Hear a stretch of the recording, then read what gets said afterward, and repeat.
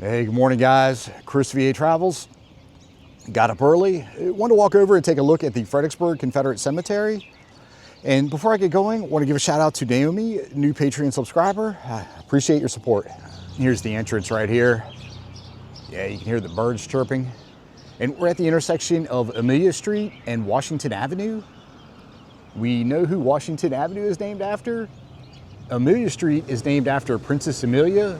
She's the daughter of King George II and the sister of Prince Frederick, who Fredericksburg is named after.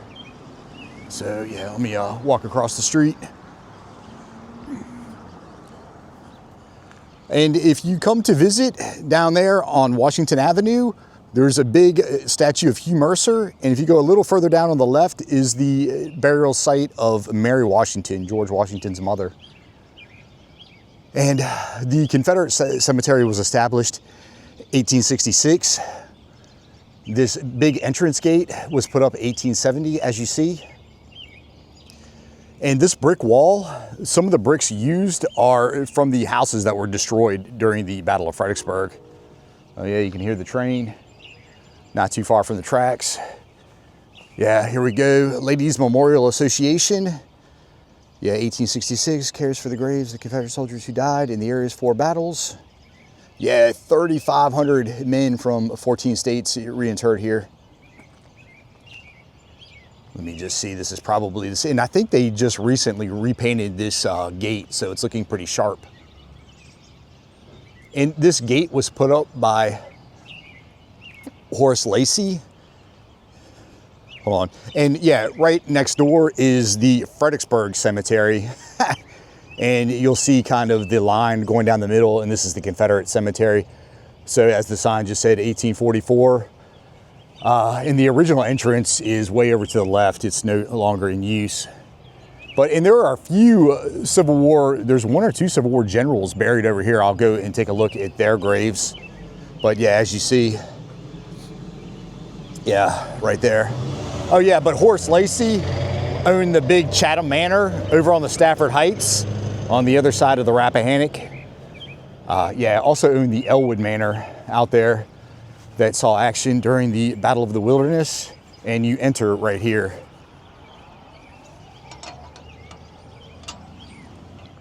Round arched cast iron gate, as you see again, 1870 on the little keystone, I guess you would call it right there. Yeah, we're on camera. Yeah, sadly, there was a big vandalism on the Fredericksburg side towards the back not that long ago. And you see big statue back there. I'll make my way over there. But yeah, Dabney Maury, he was born here in Fredericksburg, and he's the nephew of Matthew Fontaine Maury. Any Fredericksburg resident will know who he is. There was the old big high school, Maury High School, which is going to be, oh, right over there I can see kind of the lights.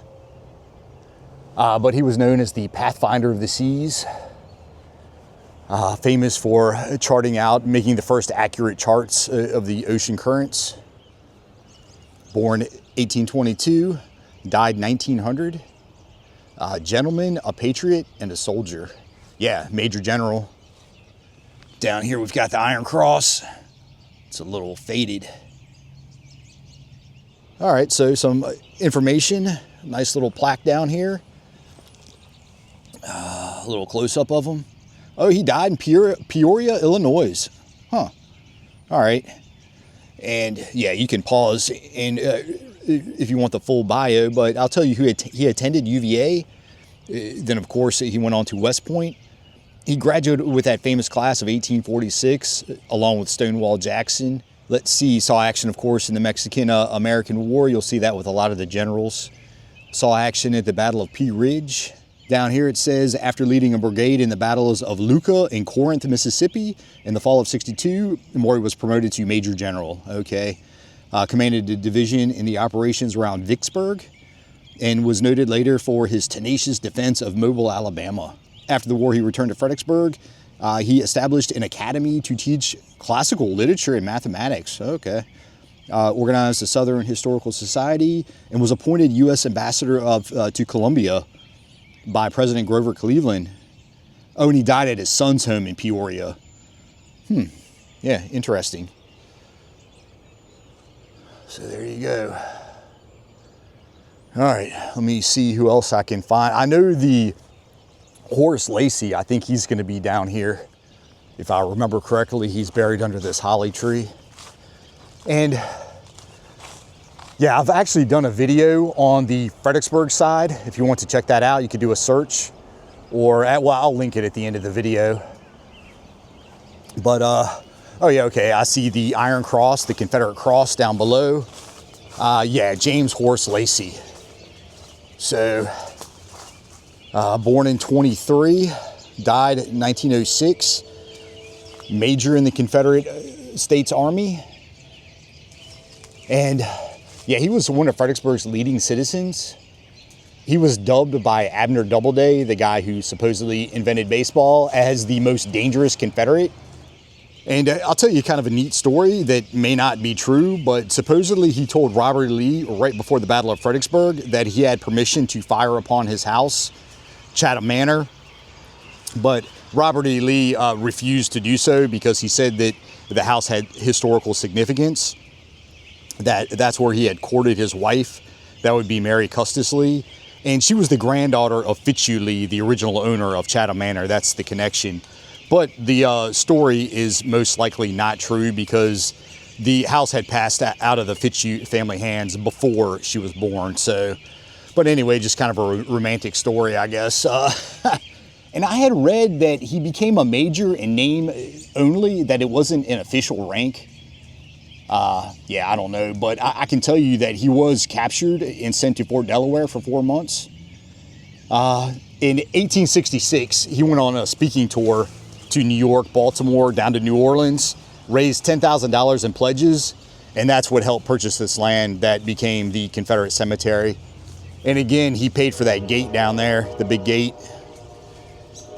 Yeah. And I'll just say, oh, Captain John Taliaferro. All right, so the Taliaferros, pronounced Tolliver. Big family, big first family here in Virginia.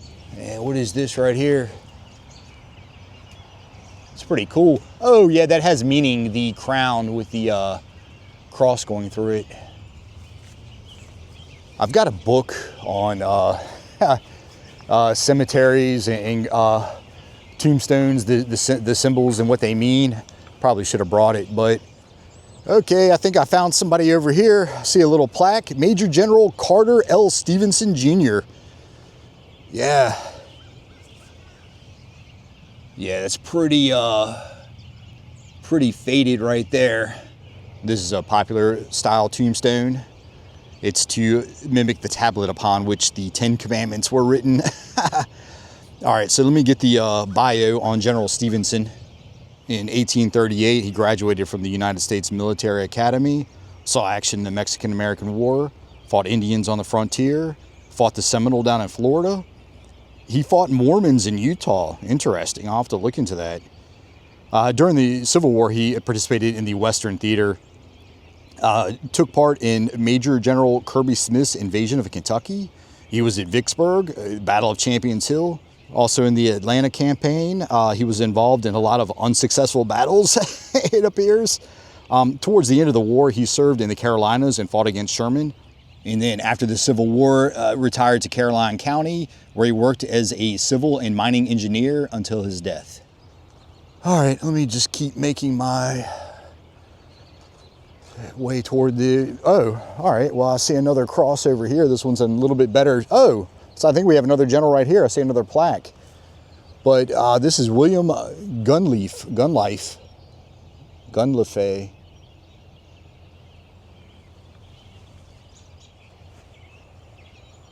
Oh, all right, well, hold on.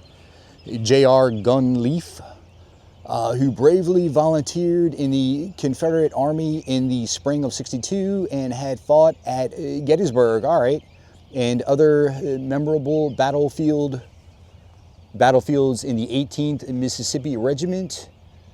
All right, oh, killed by a sharpshooter on the 6th of May, 18, it says 61, but that wouldn't be right. Oh, at the Battle of Wilderness. So I think that's supposed to be a 4. It's just kind of funky. Oh, wow. Okay. All right. So, died in action.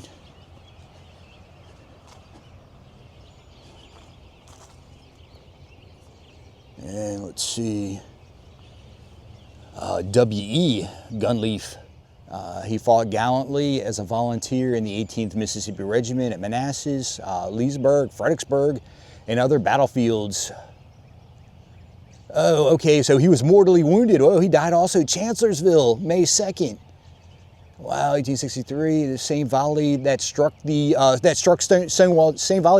Stonewall Jackson.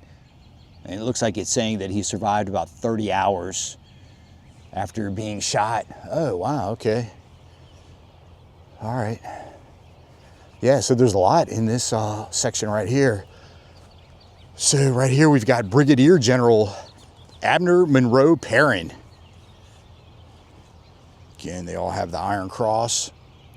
Brigadier General, South Carolina, killed at Battle of Spotsylvania Courthouse.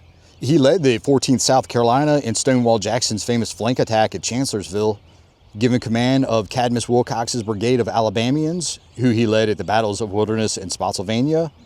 They say he was a very ambitious man, and before the attack at Spotsylvania, he reportedly stated, "I shall come out of this fight a live major general or a dead brigadier." Ugh.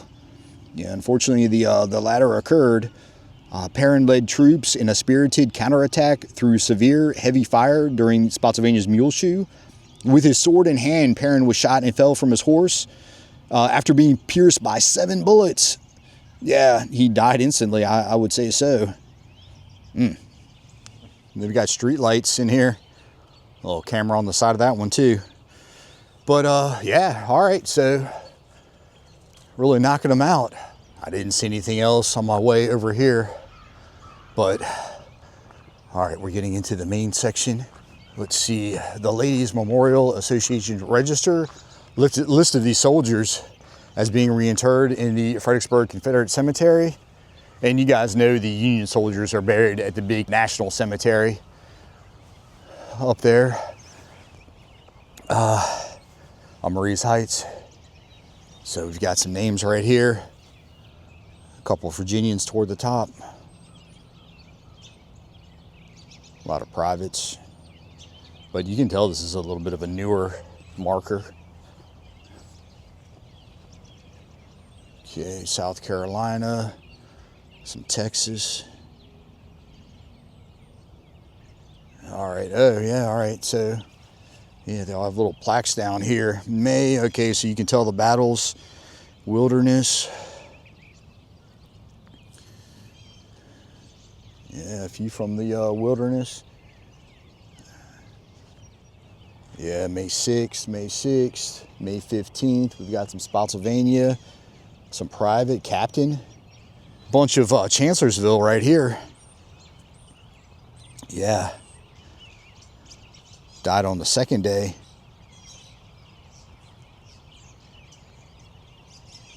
Yeah, whole Chancellorsville. Okay, so then we're going back to the Wilderness.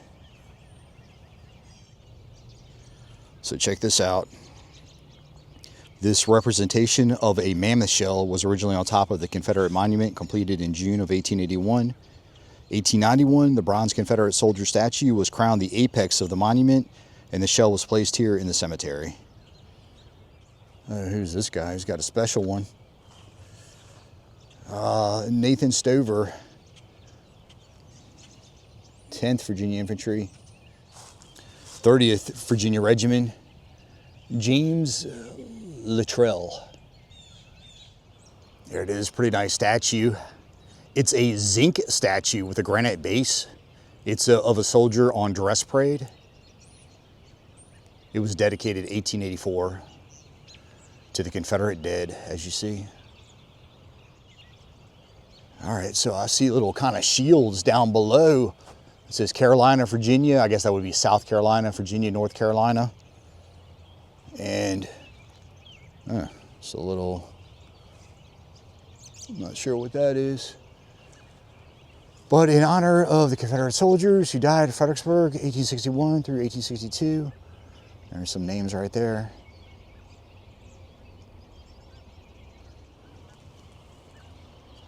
Interesting. Oh, closer look.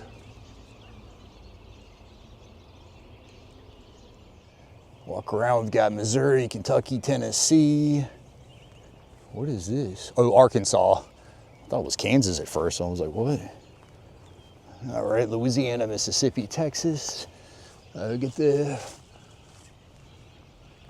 back of them right here.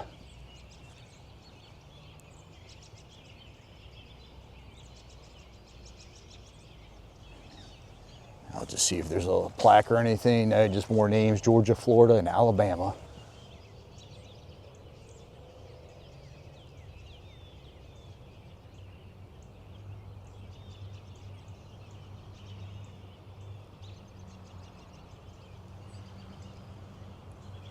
All right, so this guy died at Fredericksburg. Yeah.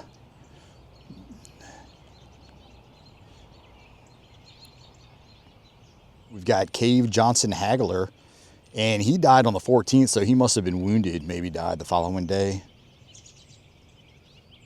Over here, same deal, died on Christmas Eve. Most likely probably wounded during the battle.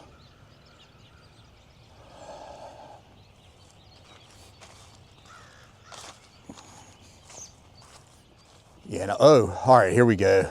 Yeah, I knew there was something down here because I've been out here a few times over the years, but, oh, Lucy Ann White Cox, okay.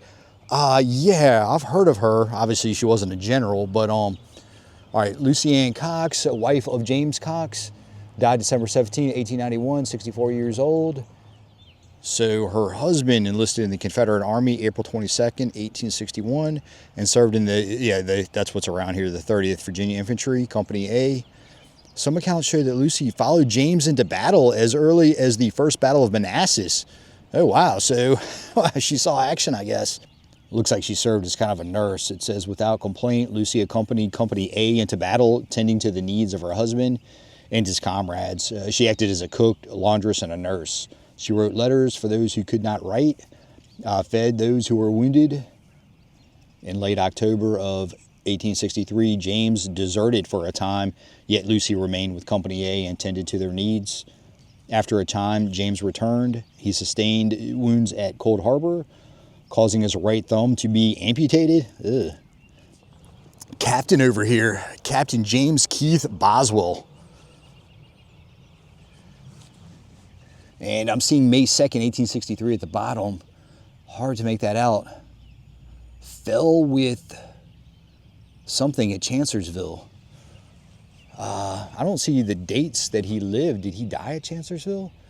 But, oh, well, I'm sure it'll tell me down here. yeah, died May 2nd, day 1. Born out there in Fauquier. Chief of Engineers, 2nd Corps, Army of Northern Virginia, known as the Stonewall Brigade, serving Lieutenant Stonewall Jackson. Captain Boswell, having been in 11 major battles, led General Stonewall Jackson and his troops on the famous flanking march, the attack at Chancellorsville. Oh, all right, so he was killed in that friendly fire the same time, the same attack on Stonewall Jackson. All right, yeah, the evening after the big flank attack. Wow, interesting. Buried him. Okay, so he was originally buried over there at Elwood Manor. That's the same place where Stonewall Jackson's arm is buried. Okay, interesting. All right. I just did a quick search on him. He's featured in the movie Gods and Generals, so you know. Okay, all right, I see a plaque down here. Joshua Stover, a major. All right, Company A, 10th Virginia Infantry. May 3rd, all right, so died at Chancellorsville also.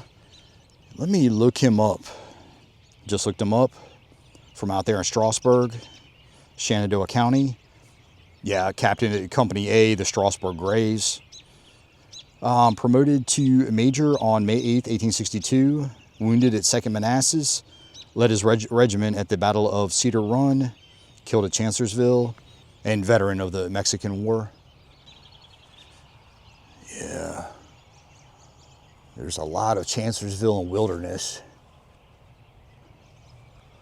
But yeah, we still have a couple more generals. So inside this nice fence, Joseph Burwell Ficklin.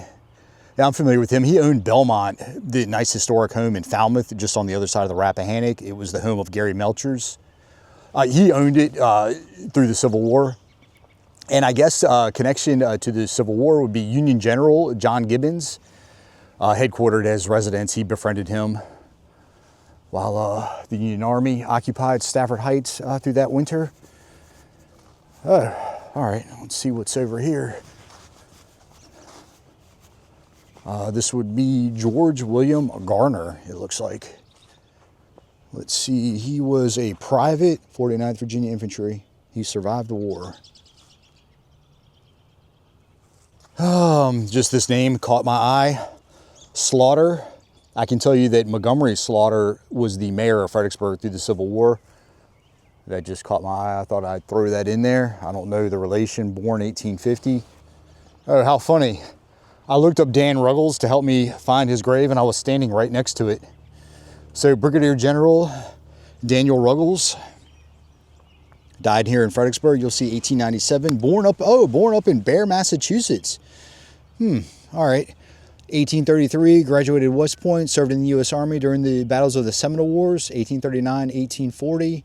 Saw extensive duty in the Mexican War. Participated in the Utah expedition against the Mormons. Okay, again. Okay, 1837, he married Richardetta Barnes Mason, and she's the niece of George Mason, founding father, up there in that Gunston Hall up there in Fairfax. But yeah, she lived in King George County. That's his connection to Virginia in the South. All right, so Ruggles is perhaps best known for his service at the Battle of Shiloh, April 6th to 7th, 1862. One of Ruggles' brigades under R.L. Gibbon made several unsuccessful attempts with infantry to break through the Federal line at the Hornet's Nest. So named because the bullets fired from the position reminded the Confederates of a swarm of angry hornets. Oh, wow. After the war, he became a real estate agent here in Fredericksburg. Oh, good. All right. I don't know how I missed this one because it's right behind the Major General Carter Stevenson that I saw in the very beginning, but right behind him, Brigadier General Henry Hopkins Sibley. Born 1816, died 1886. And born in Louisiana, graduated from the United States Military Academy, class of 1838. Looks like he fought in the Seminole Wars down in Florida, took part in the Mexican-American War, also fought in those Mormon Wars in Utah. Oh, interesting side note, he was very creative and is credited with inventing the Sibley tent and Sibley stove used by the military during and after the Civil War. I just looked him up. Another not very successful general. Saw a lot of action in the Trans-Mississippi Theater. Led an unsuccessful invasion into New Mexico. Had grandiose plans of marching up into Colorado, capturing the territory's gold and silver mines, and then going on and seizing California ports. But yeah, none of that happened. And he was nicknamed Walking Whiskey Keg because he was an alcoholic, often too drunk to lead his men. Oh, and another side note, after the Civil War, he kind of became a mercenary, recruited into the Egyptian Army, 1869. Became a brigadier general with them and a military advisor under Ismail Pasha. Wow. Eventually sent home because of alcoholism and indebtedness. Yeah, all right. So, oh, and I'll also tell you that Sibley tent, it could house 12 soldiers. And that Sibley stove was used all the way up into World War II. Lieutenant Colonel Franklin Gaylord, 2nd South Carolina Infantry, killed the first day of the Battle of the Wilderness. And he was at Gettysburg. He was involved in Pickett's charge, but he was in Garnett's brigade. Yeah, I always get a workout when I visit these cemeteries. Just all the steps you put in trying to find everybody. Over here we've got Brigadier General Seth Maxwell Barton. And yeah, it looks like he's got a lot of, this section over here is dedicated to the Barton family. But he was born here in Fredericksburg, survived the war, you see, lived until 1900. Beginning of the war, he served as lieutenant colonel in the 3rd Arkansas Infantry. Arkansas. And served under General Robert E. Lee. served under Stonewall Jackson during the Valley campaigns as his chief engineer. Okay, so he fought at the Battle of Sailor's Creek. He got caught up in that big capture. That's the battle where Robert E. Lee famously said, "My God, has my army been dissolved?" And imprisoned for 3 months, I'm sure, at Point Lookout in Maryland. That's the same battle that my great-great-grandfather, he got mixed up in that too. He was sent to Point Lookout. And after the war, returned to Fredericksburg and became a chemist. Interesting. Okay, so next we're going to have Captain Sylvanus Jackson Quinn. And I remember him from when I made the video on this Fredericksburg Cemetery over here. He's got a tall 16-foot obelisk. Yeah, so here he is with the flaming urn up on top. Grand Master of the Masons. And in loving remembrance of Captain Sylvanus Jackson Quinn, Captain Company A, 13th Mississippi Regiment, Barksdale's Brigade. Okay, so he's on the front line down there by the Rappahannock protecting Fredericksburg. And born out in Houston County, Georgia. Grew up in Mississippi, where he became a newspaper man. Okay, so interesting story about him. He reportedly kept a dictionary and a packet of loved ones' letters in his breast pocket. That's a lot to keep in a pocket. But anyway, it is said to have saved his life because that's where he was shot during the Battle of the Wilderness. Well, it's an interesting story. All right, so he fought at the Second Battle of Fredericksburg, fought at Gettysburg, and participated in every major battle in the Eastern Theater for the remainder of the war. And after the war, he served in the Fredericksburg City Council as a Republican, which wasn't very popular. The Southerners were Democrats at the time. All right, well, I think we've seen all the generals and captains and majors. Was walking out of here, saw the grave of William Barber Goolrick. He joined the Confederacy when he was 16 years old. Became a doctor, and then ended up opening the Goolrick Pharmacy. It's a famous pharmacy here in Fredericksburg that's been open and active until the 1800s, although it's currently going through renovations. All right, so I found the grave of another kind of famous figure involved with the Civil War. Tombstone gravesite of Jane Howison Beal. And I remember I couldn't find her when I made the video here on the Fredericksburg Cemetery, but here it is. And she wrote a famous diary of her experience living in Fredericksburg during Union occupation while they were here through the summer of '62, and then, of course, during the Battle of Fredericksburg. And she was in the basement while the Union Army was attacking there off the Stafford Heights. Shells were hitting the roof while she was down there. And then she was taken to, I believe, her brother's house. Her brother lived over at Brayhead Manor for any Fredericksburg residents.